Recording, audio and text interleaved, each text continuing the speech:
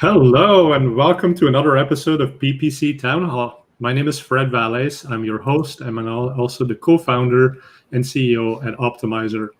So today we have another great session. We did a couple of great ones already this year, so we're going to try to make this the best one yet. And the topic for today is how to succeed as an agency in an ever more automated PPC world. So a common theme that we've been talking about for the last year or so, and even before then, of course, before PPC Town Hall started, but is the fact that Google keeps automating more and more of the things that we as PPC practitioners have tended to do. And so if you're an in-house team, maybe that's a godsend. Maybe you can do more work with less effort because you have access to some of these Google tools. Now, if you're an agency, it's sort of a different question because maybe your client comes to you and says, why is it that I'm paying you money to do the things that Google claims they can do for me as well? Now, I've got a pretty strong opinion on that, and I've written a book on it. And basically, the point is you're going to get average results if you just let the machines from Google do the work for you. I think a lot of people on this call today are going to agree with me, but I brought in a great set of panelists to talk through this and many of the other issues and sort of learn from each other about how to make a great living, a great career, and a great agency despite all this automation that's going on. So welcome to PPC Town Hall. In a minute, I'm going to ask you to use the comments to tell us where you're coming from, and we'll be right back with our guests.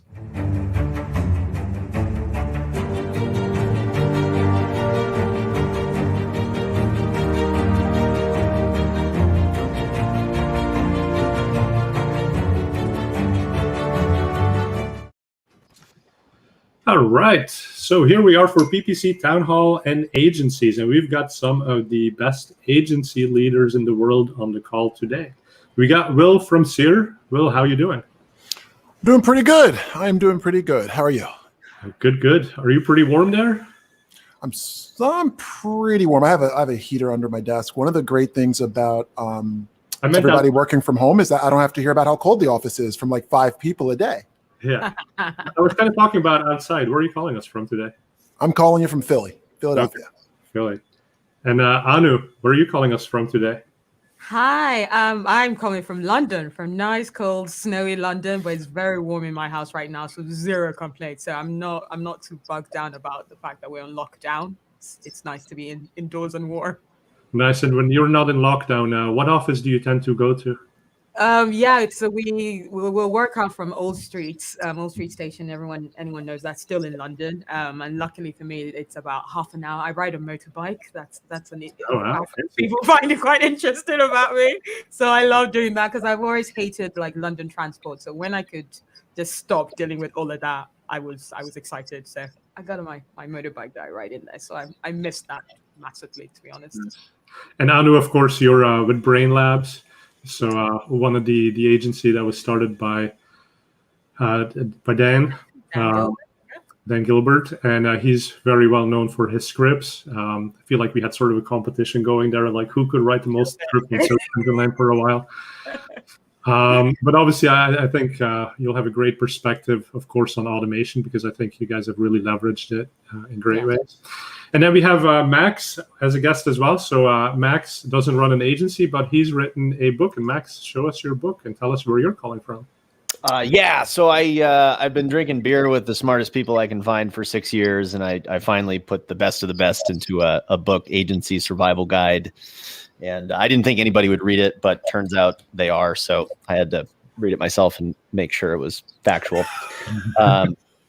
I drew some fun pictures. It's a beer and a half read, by the way. It's not I don't put you through it, but calling from Boston, and the big thing going on here is I got 20 days until my second child is born. I got a little girl on the way. Oh, wow. And so if I have to go, there's only one thing that means. So wish me luck. And I've never been a father twice. I've only done it once. So I'm really in uncharted territory. Well, congratulations on that. So sort of to tee up this conversation, most of you watching the call today, you've probably seen the news from Google, but they decided to make broad match modified behave differently. And in fact, broad match modified, they said, will be retired and it will be absorbed into the phrase match keyword type. Now, the changes to keyword match types, I mean, that's been a frustration for a number of years, ever since about 2016, when Google introduced close variants. And this is one of these things that's driven by machine learning, by automation, and it's really changing the game for all of us, right? So any thoughts on the BMM change, first of all? Should I start? Yeah. Not me. Who's the most pissed about it, right? Yeah, I'd be surprised if there was anyone more pissed. Although I chastise myself every time I'm pissed with Google, because the only thing constant about Google is change. Really, is what we're really developing. We're realizing the longer the relationship with Google keeps going. From when they started moving from adding close variants to exact match, and exact match was not exact match anymore. It was an automating, ad copies with RSAs and smart campaigns and smart shopping, smart bid. It's a sign of the time. They weren't going to stop anytime soon. I wish they gave us a few more months in January. In 2021 to hit us with a new update. But hey, it was a matter of time. And but it's and actually, so you bring up an interesting point there. You said, like, when you work with Google, it's like constant change that you have to expect. And to what degree is that constant change actually a positive for agencies? Because I sort of figure if you're not doing this for a living, just the fact that you need to keep up with that much change is just draining, right? And at some point you're like, just have an agency do this work for me. Like, let them worry about it. Like, because I don't care about keyword match types. I care about making profits, right? And how I get to those profits, that's the job of an agency. So, Will, any thoughts on that? I tend to get a little bit upset from time to time.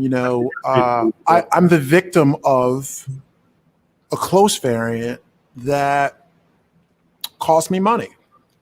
I was going after the word on exact match, GA360 for Google Analytics 360. And Google started matching me to Georgia words. And I was not very happy about that. Wow. And I'm paying, you're paying $20 a click for that. So, when I get angry about what Google's doing, I think being an SEO, something that I realized early on when I started as an SEO is when Google did not provide it and took away all the search terms, SEOs got mad and they spent 2 or 3 years talking about it. And then when I started spending more and more time with paid teams, they're like, we have all that data. And you're like, oh, wait, so there's thousands of people angry about this thing, talking about it. But we could just talk to the people on paid who actually get search terms down to the conversion level. And like nobody in SEO came up with that. And that's when I started getting more into paid, because I started realizing I can use these two tools against each other to validate one another. So now I'm able to catch what Google's up to when they match me for Georgia, because a map result shows an organic. Whereas typically a paid search person's never going to say like, oh, am I bringing in that map result to offset whether or not I'm off of intent? So what we're trying to do is use the organic side of Google to help us understand intent, to police the paid side, to make sure that us and our clients' budgets are protected. Nice. So leveraging data sources, and you can even leverage data sources within the paid side too, right? So you could look at your shopping campaign results and look at the queries from that, map those to the keywords. Shopping's tough because of, and this is where I'm outside of my swim lane, but it's like smart shopping, a lot of those results, like you don't get your search term, like it's a whole different ball game. So a lot of what we've built is on search terms. So now we're trying to find other ways to back into, what's the word I'm looking for? Back into intent. So yeah, it's just been interesting. It's interesting when you use Google's organic to police Google's paid. Let's just put it that way. Yeah, and so I think the point you're making too is if you're using like smart shopping, then you do have the limitation of not getting quite as much data and not having quite as many controls. But luckily with the regular shopping campaigns, you still get that, right? But yeah. But then you don't get the same performance. So, it's a constant balance. Constant balance. Exactly. Max, where do you sit on this? I know you're probably not quite as in the weeds with match types and everything. No, this is going to be perfect because I only understood like 2 words out of everything that just happened. And one is constant change, which is, I guess, 2 words. Okay, so maybe 3 words. One is constant change and one is complexity. And in a market of constant change and complexity, the value of knowledge goes up. You're talking about how to survive, how to be profitable. This is it. Getting smart people together and selling your knowledge and saying, look, everybody's pissed. Everybody's losing money. You're going to have people that are trying to make a margin on doing the work. Those people are going to suffer. And then you're going to have people that monetize their knowledge and monetize their expertise and say, hey, we're going to help your organization develop a culture of constant change and help you tap into the leaders that are on the front lines. That's where I think not just paid and SEO is going. That's everything in marketing. Yeah, exactly. Leveraging the knowledge that you have. So that's exactly what Will was talking about, right? So now, Will, you came from an SEO background and you sort of made that mental connection between the two and the queries. How do people, I mean, there's so much happening in this industry. Like, what do you guys read to keep up and maybe have those innovative thoughts when maybe you haven't come from SEO or some other area before? You know, I was recently chatting about this with someone, and I said the way that I tend to come up with, so I've been lucky in a few times where I've kind of come up with a concept that has affected a good chunk of the industry. And I'm like, they always came from me not reading the things that everybody else in our industry reads. So for a while, I decided to only read books about marketing pre-1940 because people back then had to go door to door connecting to people, right? And understanding people's problems. So when you start reading books from that far back, you start finding ways of looking at the same problems today. It's just that we're so entrenched in, oh, I'm going to be on this PPC thing or this SEO thing or this or that. And you're like, all that is solving the exact same things that happened when people were selling things 100 years ago. So for me, I love looking at old ads. Like one of my favorite ads, and we'll get into this when we talk about automation later. One of my favorite ads is an ad by Volkswagen. And and the ad just says, how does the man who drives the snowplow drive to the snowplow? And you're like, man, like that comes from understanding a customer, right? That comes from an understanding of how people buy things. And that headline, the way that our world is going is everything is so like, oh, it's algorithmic. So you need this word on the page, you need this word in the headline. And when everybody's running that way, I've been studying like different types of ads that just connect it to people at a different way. And I'm going to try to incorporate that back into the way that we do our thing on the day-to-day. Yeah, and I love that. And Anu, I want to hear your perspective too. But basically, you're saying like up level it, right? Like we've kind of built a slippery slope here with Google Ads for the past couple of years, where there's been an expectation that you manage every little detail, because if you didn't manage it, it wouldn't get managed. There wasn't anything to do it for you, right? And so we sort of lost track of what is it we're actually trying to achieve, which what you're saying is connect with another human and help them with the solution that our client has. And now that we actually are able to step outside of that little bubble of Google Ads, a lot of us just don't know how to take those steps to get out of that bubble anymore. Right? Yeah. So I love that whole idea that you have to run the other way to differentiate yourself. Anu, what are your thoughts on that? Yeah, I absolutely agree with that. Like we've got to be really careful about not just being all about the technology and automation, and realize that it's people at the end of all these clicks. It's people that are reading our ads, and it's really important to try to think like a customer. When we look at an ad, what attracts us to click an ad? What attracts us to go to a competitor or click on a brand or get affiliated with a brand?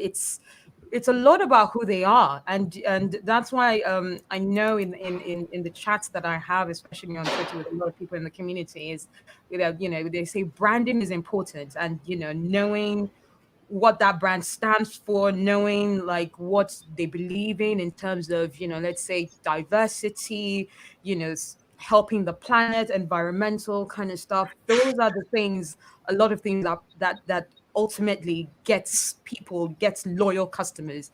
It's, I feel like we're moving away from trying to build loyal customers, and we're trying to do too much about just getting the click. We just want that one click.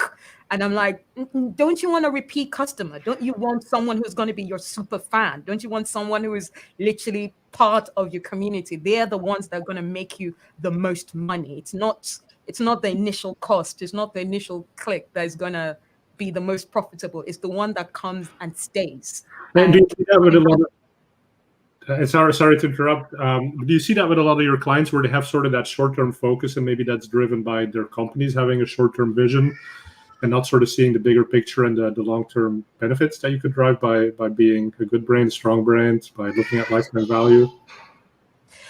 Yeah, I think some clients do that, but we are trying to work more with clients and trying to have those discussions about reputation and about making sure that you are a bit consistent with what you're doing, and which is another topic that comes to mind, especially that was triggered by something Will said, is that it's also about not looking at each channel as a single, profit platform. It's all about pushing the business's goals. Some people are like, oh, we need to do PPC and SEO and social media, and we need to be on Facebook, and we need to be on TikTok, just because it's, it's the new thing. There's so many people on it. Where's your audience on it? Does it match with what your company's reputation is, and does it match with the bigger picture? Will your customers recognize you and expect you to be on this platform? Some platforms are for customers to escape. They don't want to be sold something on that platform, even though they're your customer. If they start seeing you on TikTok, they might be like, what are you doing here targeting me again? I wanted to escape. I don't want you here chasing me on here as well. I feel that we don't always think about that level of what have our customers come to expect of us, so that we stay in that lane and keep building the loyalty and keep building the reputation. That's a really good point. So don't annoy your customer by getting into their free time. Yeah. There's a question from the audience here. It's directed at Will, but I'm going to throw it at Max for a second, because people are asking what book should we read. So Max, you've written a book, right? So yeah, I've written a book, but that's the thing. Agency Survival Guide. I mean, that's me, but I think where you should start is a buddy of mine, David Baker, The Business of Expertise. I try to be as opinionated as possible in my stuff, but the thing you need to know is that the business of implementation of doing these things is going away. That's what Google's doing. They're saying everyone's that's out there pushing buttons, we're going to take your jobs. Now, if you want to build a job for yourself, then you do what everyone else knows how to do, and you do it a little bit better. If you want to build profit, if you want people to seek you out, then you better invest in having knowledge that no one else has. And that's what Anu is talking about. That comes down to the fundamentals. That comes down to focus, helping customers that have a very specific type of client or customer of their own. You invest in understanding who they are, what they want, where they hang out, and people are going to pay you a premium for knowing those things and being able to connect with that audience. The tools are always going to change, and everyone is going to be reading all these articles online about how to use the tools. So I would not bet on my own ability to understand tools better than anybody else, but I would bet on my ability to focus on a particular type of customer segment and learn more about that customer segment than anybody else. Makes a lot of sense. Well, because the question was directed at you, any books that you like? Well, I like a ton of books, but related to advertising, my favorite ones are written by Claude Hopkins, My Life in Advertising and Scientific Advertising. He was literally talking about doing A/B tests, knocking door to door back in 1900. And like that was super inspiring to me because he was just A/B testing. He talks about it. It's just A/B testing, but he was doing it face to face. We don't touch our customers anymore. We don't. We sit behind our tools. We have no idea what's going on with folks. One of the things that we started doing, and we're slowly scaling because it's not easy, is videoing our clients, customers going through the search results and having them talk to us about what they see, why they're clicking on what they're clicking on, what decisions they're making. And what's interesting is, a client will say, oh, I need to rank for this word. You become a very different level of consultant when you say, we talked to somebody who's looked at words like these. And, she was on a fixed income. So the reason why she was searching, her why behind why she's searching for buy now, rent later, or rent, buy to rent or rent to buy or whatever the word is, those words for some people that we interviewed were around having gifts for Christmas, and they needed to just budget every single month to make sure they could afford that thing for their child. That's very different than the woman we talked to who went through a divorce and her significant other, harm their credit, and she's trying to use it as a tool to rebuild credit.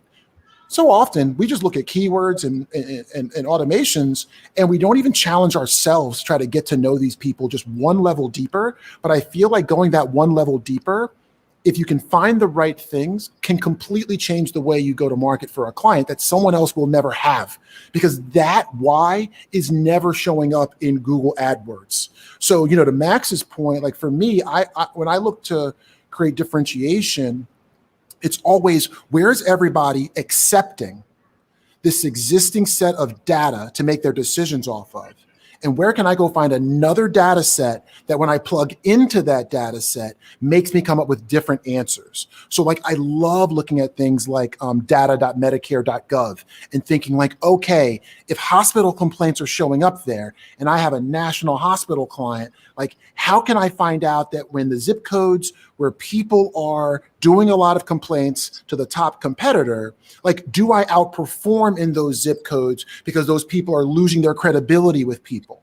Oh, they are. Cool. Maybe I should change my bid strategy in those zip codes. We took, Google has in BigQuery right now, they've got all the COVID data posted. So one of our folks who works with a client who sells things in office spaces literally did an analysis where he looked at all the states and what their positivity rates were, according to this scientific study, and he just joined it to our existing data in BigQuery for our paid data, and he was able to see that when positivity rates by each state got over a certain level, it affected our clients' ability to sell, because most of the times the offices were all shut down, no one was coming back in. But in other states, when they dipped, all of a sudden you were eligible to sell more because more people were coming into the office. And once you build that at scale, you're able to go to your client and maximize budget and go, okay, positivity rate in this state, once it goes over this percentage, they usually shut down. And that means that we should probably not look at our campaigns this way anymore. So that kind of stuff is what I'm always looking for.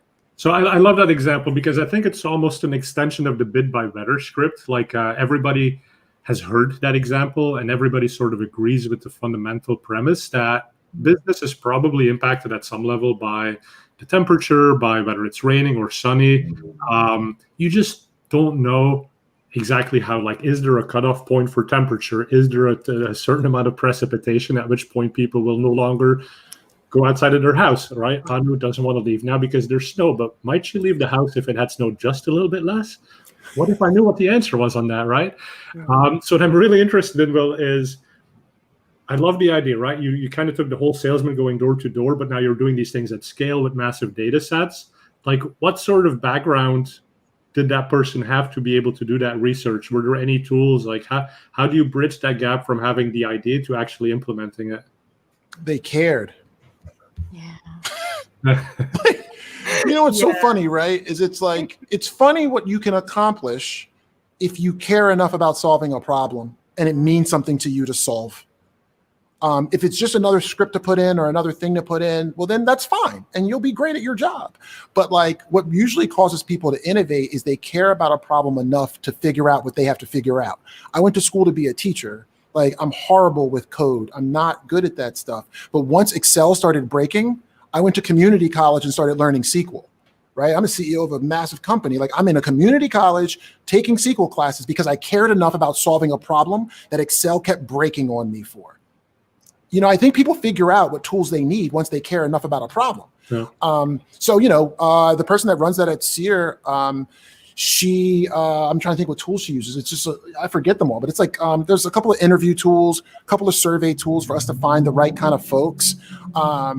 but it's not like I went out and got some crazy like researcher who's got this deep background. I just found somebody who cared about saying like, shouldn't we do a better job at this? And then once I let her go and gave her the budget, she's taken it further than anything that I could have. Yeah, and maybe this leads into a conversation here on hiring, right? So was that person sort of younger, more of a go-getter type person, self-starter, I assume is what you really want in an agency?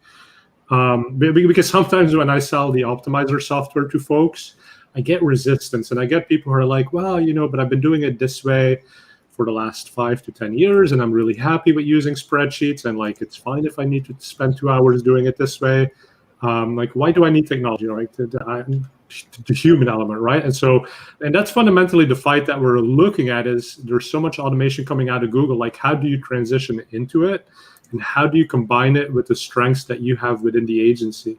So the question is like, what skill sets? So how do you hire the type of people that are willing to do that? Max. Yeah. You don't have to raise your hand here, by the way. Well, I just want to be. Look, it's my first time with you, so I default to polite. They always taught me to raise my hand. There you go. Thank you, Will. Thank you. Your mama raised you right, Max. Yeah. So I'm gonna get to that question, but I think the first question before thinking about hiring somebody is where are you going to focus? Because while I agree with Will that you have to care, there are limitations to the human mind. If you are trying to care about every problem in the world that every client has in the world, then you're only going to get so far. But if you differentiate, if you focus and you say, I'm going to start looking at problems and dedicating myself to this particular industry who goes after this particular client, the more focused you are, the more your brain is on a learning curve that you're eventually going to figure out some insights that other people haven't figured out. So back to your question, Fred, on who you should hire. The first question is, what kind of knowledge are you banking on that you're going to have that no one else is going to have? And when you answer that question, then you go hire people that either have that knowledge or have a particular personality type or skill set to gain that knowledge. Yeah, and I'll let the others weigh in too, but when I was at Google, I was interesting because they would sort of hire highly overqualified people. So I have an electrical engineering degree, yet my first job at Google was reviewing ads that people submitted because they hadn't automated it yet. And literally I would look at 1,000 ads a day and decide if it was like family safe, non-family safe, if the keyword was sort of relevant to what the ad was. And it was like, why? And by the way, it was a recession, so I couldn't quite find another engineering job. That was part of the thing. But like, why would Google even hire in that way, right? And for them, it was all about, listen, we know that we're here now as a company, but we want to go here and we want to be much bigger. We might be in self-driving cars. I mean, obviously they didn't know it at the time, but they knew they had more aspirations than just a search engine. And they just wanted to hire people that would be able to grow, right? And so it wasn't about specific skill sets as much as it was about like people who've proven they can solve tough problems, being from good universities, have good degrees, are motivated, and that was more important to them, I think, than what you actually knew coming into the company. Yeah, and if I may to jump in there, I definitely agree with the fact that it's all about looking at the vision, looking at how the person wants to grow. Like when you said that bit about what is it? Someone not wanting like all the technology things that Sorry to interrupt, but can you come closer to your microphone? You're a little muffled right now. Oh, sorry. It's much better. Yeah. Okay. So it's I think it's very interesting to come across someone who is like, I've done this same way for the past 5 years. This new thing that I might need to learn and train on, I'm not interested in. So yeah, that's very close-minded way of doing things. And with a lot of what I think what's really important to gauge in an interview process is a person's attitude, not necessarily their aptitude or their skill level of where they are, what their attitude is to an industry that is ever changing, how future focused they can be, how adaptable they can be to the change that is inevitably going to happen, and their willingness to learn something new, and their willingness to think deeper into a problem than what possibly their level, the level that they're being hired for. One thing I'm always talking about, like someone in my team who I love, I had a chat with him and I'm like, 10 years time, what are you hoping to be? And he's like, and you don't be scared, but I want to be CMO one day. And I'm like, I'm not scared about that. I'm glad that you want to be CMO one day. Yes, maybe you'll take over my job one day, and there'll be something bigger for me down the end of the line. And I want, it's important that everybody thinks that way of not just the level that they're on, but so my manager who's managing me, what's their problem and what they're thinking about that will make my job easier, that will make their job easier, and just thinking those 10 steps ahead. Because like Will, what you're saying, one would imagine that it's your job to care, it's everybody else's job to do the tactical stuff, but it's your job to care. But once your staff start caring as well, the conversation meetings start becoming a lot shorter, because both of you are on the same line, both of you are on the same wavelength. You're asking a question and they're answering it, and not having to go, oh, let me research that, I'll get back to you. It's just become such fluid conversations and fluid like interaction, and it just makes for better agility and better solving of problems. Yeah. Raising hands, guys. I'm following Max's lead. I like yes, that. We'll go with Will in the headphones. Yes, you're live. You with the dreadlocks. It's funny. So I've been very disappointed in something that I've built that didn't really get the traction that I hoped it would. And we built a technology that helps us to just find inefficiency in paid accounts in like seconds. It's just disgusting how quickly it works and how much we find every time, like without fail. And one of the things I ended up reading was a quote, and I don't want to get it wrong here, so I want to make sure I get it right. It's from Upton Sinclair, and he wrote, "It is difficult to get a man to understand something when his salary depends on his not understanding it." And I was like, oh, that's it. When I say, yo, I found all this stuff that you could have never found in like 15 minutes. It's like, well, that invalidates me and my job, because my boss is going to be like, how did you waste all this money? So no, I want nothing to do with what you just showed. Yes, I know it could save my company a bunch of money, blah, blah, blah, blah, blah. And you're like, oh my God. So that's the first thing, is I look for people who are very okay saying, if you bring me a better way, I'm not going to fight it. So there's a book called Mistakes Were Made, but Not by Me. I have never self-reflected on a book harder on myself after reading that book. And it talks about how people in law enforcement will use DNA evidence to convict us for crimes, right? So if there's a crime that happens and Fred, you committed it, and they find your DNA on site, they're saying, we're using this DNA evidence to prove that you were the person. Fred, if you're locked in jail, and I do a lot of work on people that have been like a lot of research on people who have been locked in jail and are innocent.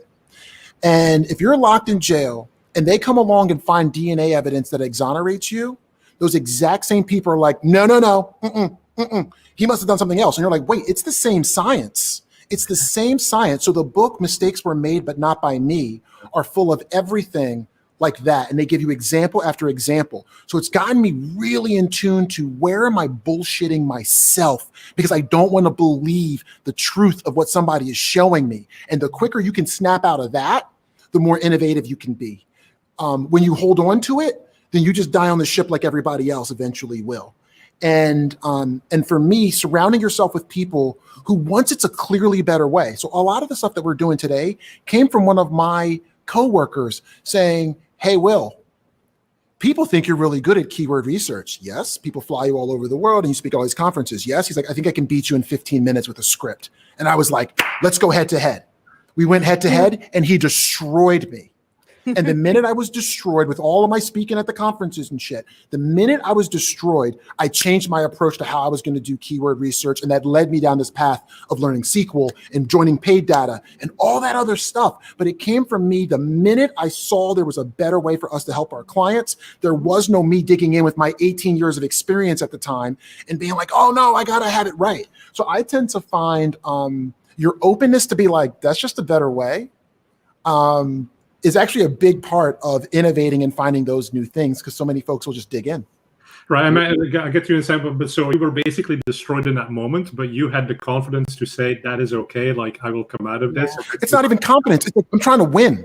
I'm trying to win for my clients. Exactly. Me and being like, no, like you just invalidated all the things that like give me value in the industry. I was like, screw that, because if everybody thinks I'm good at research, doing it a way that you just beat me in a Google script in 15 minutes, then yes, can I have more of that, please? I'm thankful that you're on my team, right? So I think there's like a balance between like that, right? You want to be open to that, but then you also don't want to be crippled by statistical significance on everything either. I also find that you always got that person in the room like, well, you know, if you look at it this way, it's like you need a little bit of that, not too much of that, but you need a whole lot of, hey, this might be a better way. And if it's obvious that people get on board, I always look for that in people that I'm hiring to run things, right? Max? You said it, Will. Innovation. I mean, you're an innovator. That's what you're describing. People that look for better, faster, cheaper ways of doing things and don't hang on to their role. I mean, there's only two types of people. There's innovators and there's not. Yeah. And you described the good one. You know what's interesting is, so my role is VP of Innovation at Seer, and I'm reflecting on this thing. So we just took our 7th floor. We have 6 floors that look just like this one, but they're empty. And we took our 7th floor and we turned it into a bounce house for like kids to play. And we got a big screen up there and parents can come, and we're giving people, you know, gift certificates to get like local food and all that stuff, right? So anybody can come every day, and we have it cleaned every day. If a parent is just like, it's cold, I got to get out of my house, my kids can't go to the park, I got to get out. We're like, we have a bounce house. We got little cars they can drive around because the space is so big. All that is me being the VP of Innovation at Seer. It's me. Innovation is like, how can I take these resources I already have that I've already paid for? I'm already paying hundreds of thousands of dollars a month for my rent, right? I can't get rid of that. I already have this massive space that we used to put events on that we don't anymore. So with a couple grand, I can make this place into this fun place for my parents to be able to come and hang out when they're at their wits' end and their kid needs a new place to go. And it's like, that's also innovation, man. It's just taking those constraints and the existing resources and finding a way to turn them and go, wait a second, like how many of us are paying for office space we're not using? How many of us have turned it in? How many of our companies have parents who are at their wits' end because they're stuck in the cold winter and their kids are jumping around in a circle in the house, and you're like, I got to get this kid out of here. Well, I got 6,000 square feet on the 7th floor. Why wouldn't I just turn that into something for the families and the people at Seer to just get a break and get somewhere new? Innovation, right? I'm applying for a job and I'm sending my kids over to Philadelphia. Yeah, right. But you know, to Max's point though, it's innovation. It's like that. It's, you got that constraint and you look at the resource, the sunk cost, and you find some way to turn that into value in spite of it being a sunk cost that other folks may not see through that same lens. So I want to bring in the person who's deep in the weeds of PPC here. So his name is Tim Halloran. Tim, welcome to the show.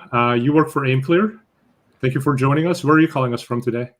Yeah, it's great to be here. Thanks, Fred. I'm calling from St. Paul, Minnesota. So it is a balmy 5 degrees. I think this is the highest the temperature has gotten in about 5 days, 5 degrees Fahrenheit. So that's fun. But besides that, it's going well. Busy week. Well, good. Well, thanks for taking some time out to join us as well. So I think a lot of the discussion here is kind of shifted into the type of people you want to hire for an agency, people who are innovators. And you're one of the people here, probably of all of us on the call, the one who's most in the weeds in the accounts. How do you think about automation coming in and innovation? And like, when do you like use that new technology? How do you think about all of this? Yeah. I guess you could say I'm a reform skeptic, and I think a lot of that has to do with a lot of the stuff you've written, Fred, a lot of the stuff all of you guys have said on, PPC chat, on other things, and then just case studies, being able to see when automation actually works and when it doesn't. So I wouldn't say I'm a total believer in automation at every turn, but I have definitely eased up a little bit and gotten a little more used to using it in my daily life. And so to talk through the skepticism that you had, like, where was that coming from, you think? Yeah. I've been in PPC for about 10 years now. I started in paid search, and then I've done a lot of paid social, and now I'm kind of, you know, back and forth on both. And there wasn't a whole lot of automation in the industry, especially in the 2012s, the 2014s. I think we got lookalikes on Facebook in end of 2015, beginning of 2016. Definitely wasn't working great back at that time. And then right around 2017, everyone loved it. You know, it had so many data inputs, it was working really well. And then they pulled back all their third-party data, you know, for the right reasons, you know, in 2017, 2018. And so they stopped working. And so it's just been a little chaotic. You go back and forth where, you know, machine learning automation works really well, and then it doesn't. And then they force it upon you, and then you have to find ways around it.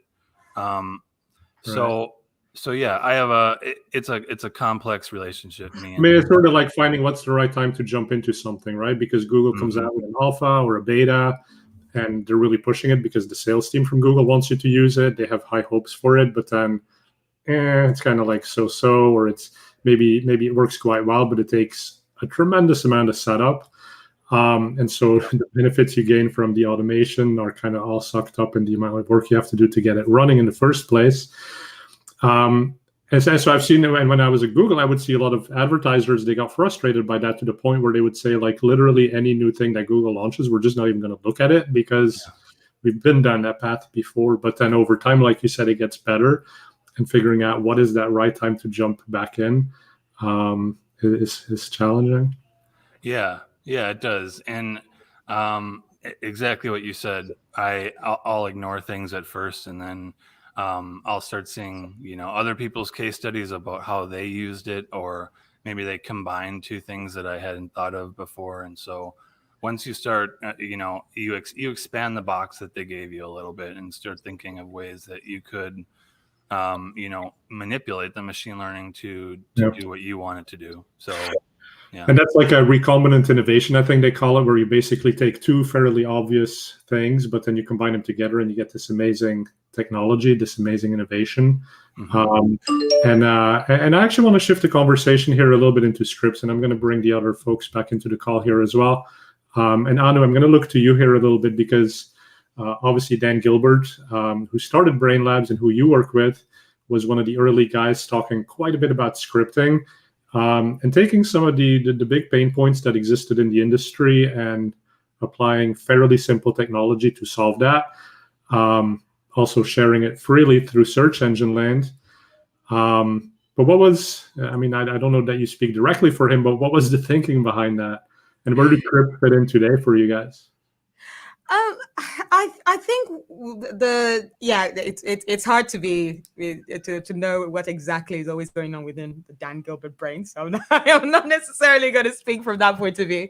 But I think from our conversation, what's really clear was that even in something, it was something very different than nobody else was doing, where you get a lot by giving, and I think that was very much what he wanted to do. He wanted to start from a point of not just asking for, you know, telling clients, oh yeah, come and work with us. And he wanted really to be part of developing people already, showing their hand on how intelligent Brainlabs are, the kind of people that we pride ourselves in hiring some incredibly smart people who are always thinking about bigger picture solutions, actually caring about, paid search practitioners and how they can do their jobs better. And that was what I'd call easy PR for us. It was loads of, paid search execs and managers that were using the Brainlabs scripts, and therefore they talk about it. They talk to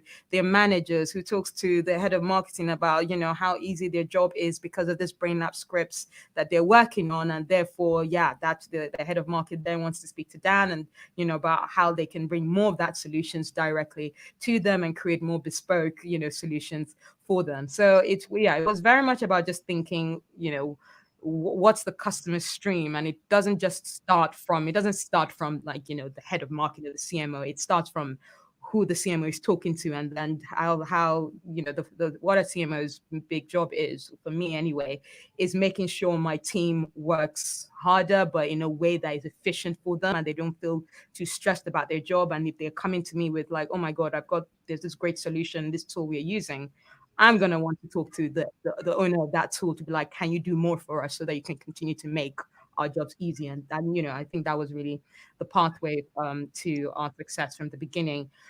With Google going more automating a lot of things and blinding us to with the API, and not us being able to do as much in terms of doing scripts. We still have loads of our scripts available, but in terms of creating new ones, it's a lot harder. So what we're doing in terms of technology is now creating better solutions for our clients and better bespoke solutions in terms of more like testing models for them, because that's what we feel that is the backbone of doing digital well. Is I've always believed, test stuff. Every new idea might look a little bit weird, a little bit nonsensical, but test it first to see what results you can get out of it.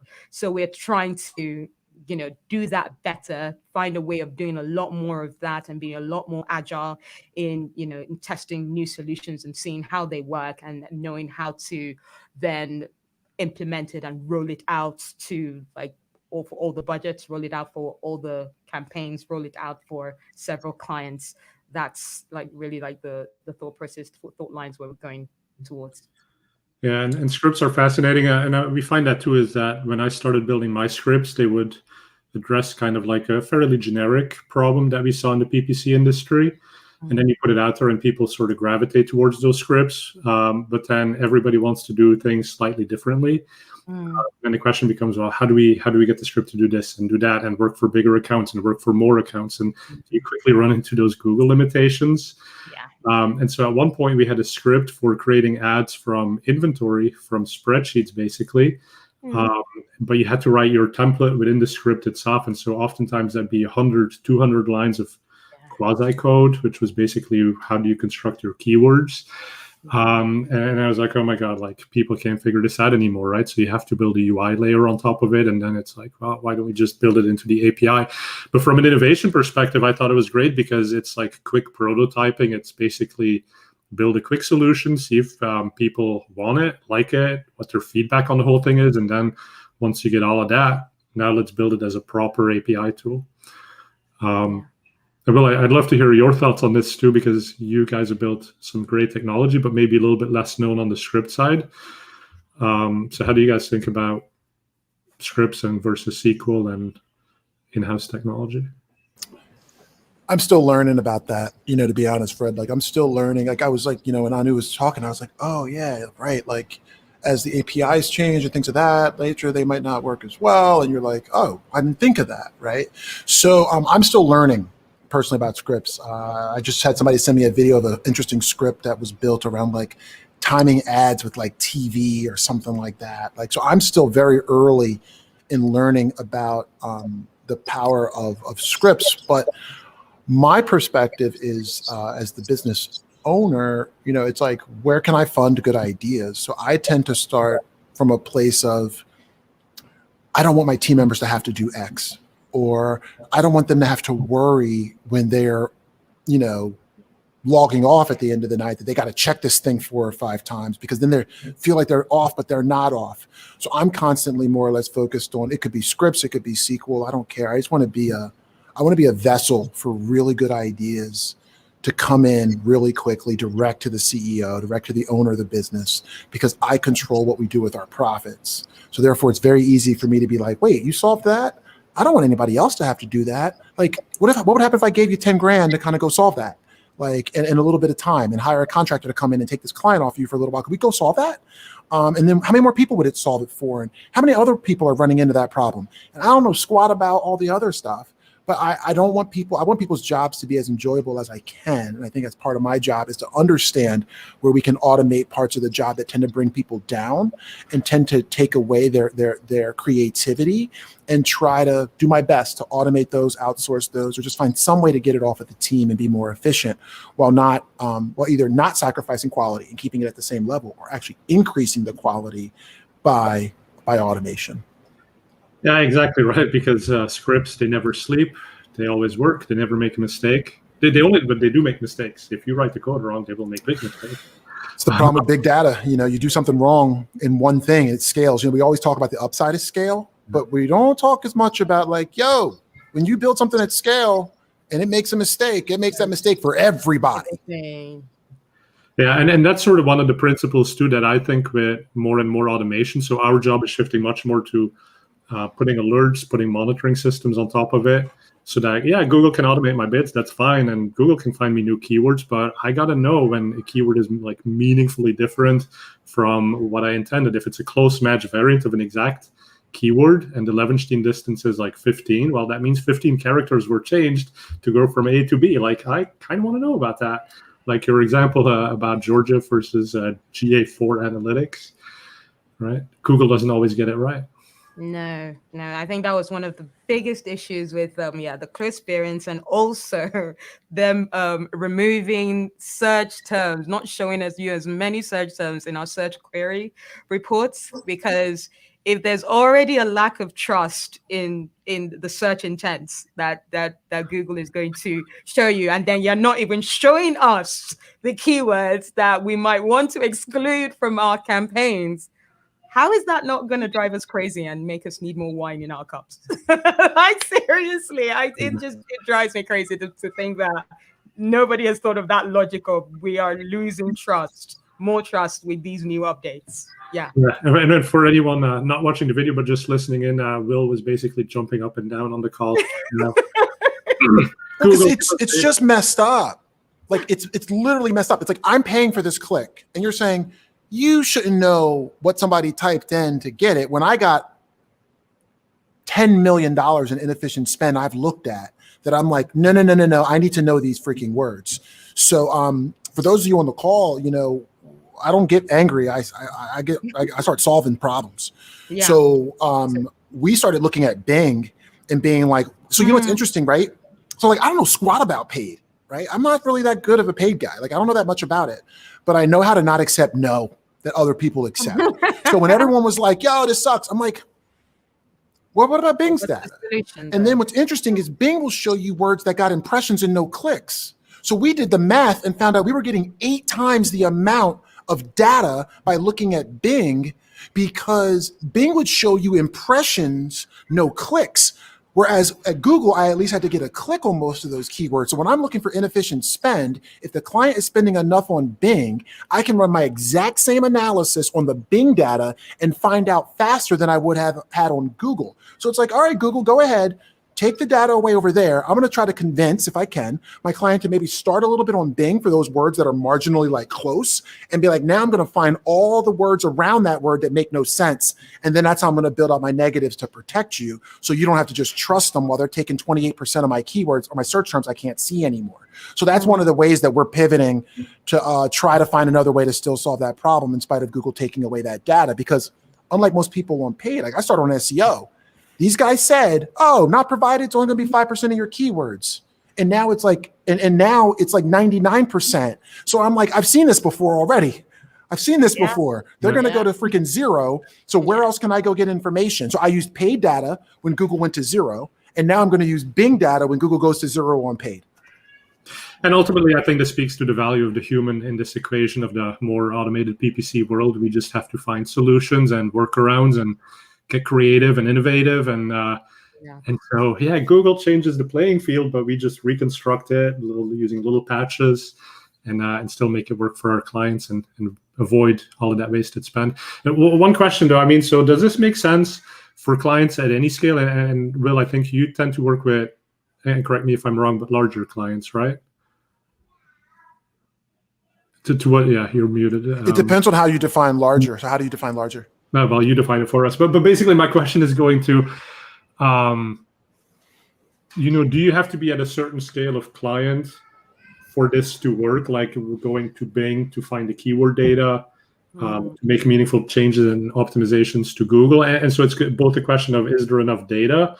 And then is it worth the effort? Because I think one question we haven't addressed, but Jim is asking, these are all great points, but ultimately the client does need to pay us to do that work of finding data in one place, moving it to another place, doing the analysis.